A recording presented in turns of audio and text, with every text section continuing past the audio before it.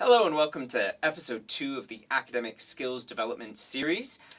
Today we're going to be looking at locating appropriate sources. My name is Dr. Jarrett Blaustein. I'm a lecturer in criminology in the School of Social Sciences, and with me is Rachel Bergen. Rachel is a PhD student in the School of Social Sciences. She's an experienced researcher, and she's also a tutor on a number of our units. So she is an expert in this area. Rachel, just to get us started, what do we mean by an academic source?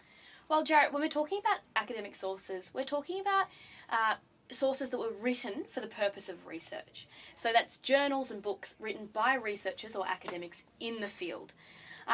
So newspaper articles, magazine articles are not academic sources. Academic sources are often subject to a process called peer review.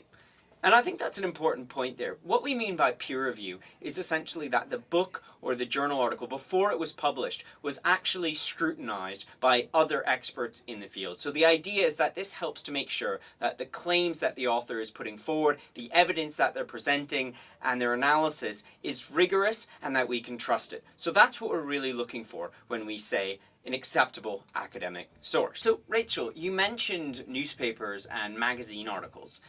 Does that mean that these should never be used for academic coursework? Not necessarily.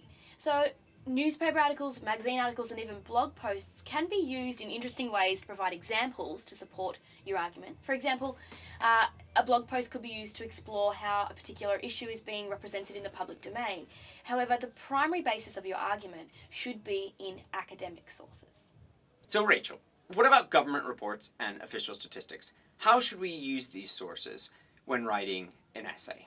Well, Jarrett, government reports and official statistics represent primary source documents, and they can be used in really interesting ways to illustrate arguments and to support claims made in essays and other coursework.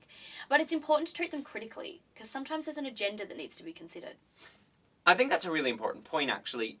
When we look at government reports or official statistics, I think there's a tendency for us to sometimes assume that these are providing us with an objective, complete representation of what's going on. But the reality is that these are actually driven sometimes by political motives or a wider political context that we need to think about, and there also may be methodological issues that influence the way in which data is collected or represented. And crime statistics are a very interesting example of this. For example, some types of crime are underreported, which means that we may not be getting a complete picture of who offenders are and what victimization patterns look like. So these are things that you'll need to consider, and remember, treat these sources carefully, but by all means, look to incorporate them into your academic coursework.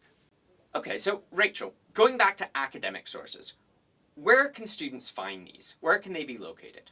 Well, Jarrett, the most obvious answer to that is in the library, or on the library databases online. There are many people in the library who are willing to help students who haven't perhaps researched before to find appropriate academic sources. But a really great place to start when writing an essay is to look at the essential reading list. These readings are essential for a reason. Yeah, that's a really good point. Start with the reading list. When you're reading through your essential readings as well, you'll often find that there are references in there. What you can do is you can go and you can follow up on the basic reading by looking at the original sources, and this will help you to develop a more advanced and richer understanding of the topic in question. So, Rachel, what about textbooks? A lot of students purchase their textbooks. They're probably wondering, are these counted as acceptable academic sources? Should I be using them for my essays? How should we approach that? Well, should textbooks be used for your essays? Yes and no.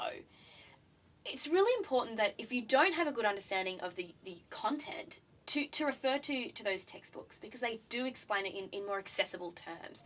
However, in saying that, they also tend to oversimplify issues. And so it's important to support these claims made in these textbooks with reference to more rigorous academic research, such as the journals and books we discussed earlier. Definitely, and I think the other thing to really acknowledge is that there's also a difference between the textbooks that you're using at university, at the tertiary level, and the textbooks that you may have used at high school. Sometimes there is overlap in terms of the topics, but what we tend to see is that the high school textbooks provide an even more simplistic view of things. And the reason you're at university is to understand the complexity and the nuances of the problems that you're studying. So in order to do that, you need to start working towards the original sources that we talked about before and moving away from textbooks. So in your first year, textbooks are probably an acceptable source for most of the tasks you're going to be working on, but again, it's your starting point. And by the time you're getting into second and third year, you're really going to want to be focusing on journal articles and books that are based on research and more advanced and better articulated theories. So that's the key when it comes to textbooks. So Rachel, is there anything else that you think students should know when it comes to selecting appropriate academic sources? Well, Jared, I think the most important thing to consider is context, so time and place. So is this article you've chosen written a couple of decades ago? And then you have to consider whether or not that's relevant today. Has a theory been, Expanded upon. Has a law changed which makes that not relevant anymore? Or is there more evidence that points in a different direction? And the same goes for place. Was this article written in the US, and then is that therefore sort of not relevant in Australia? That's not to say it isn't relevant, but we need to consider that laws are different, and that might impact how appropriate the source is for your purposes.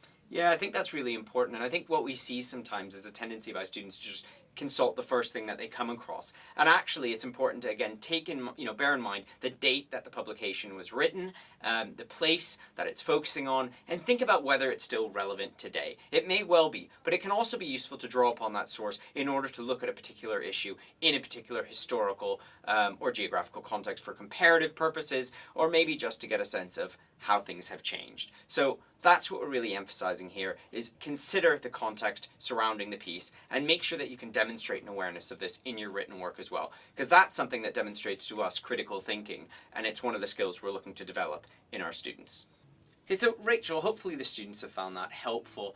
Any final tips, suggestions for students that will help them as they attempt to locate acceptable academic sources? I think the key is just for students to use their judgment, and in doing that they can ask themselves a few questions about the source to determine whether it is appropriate.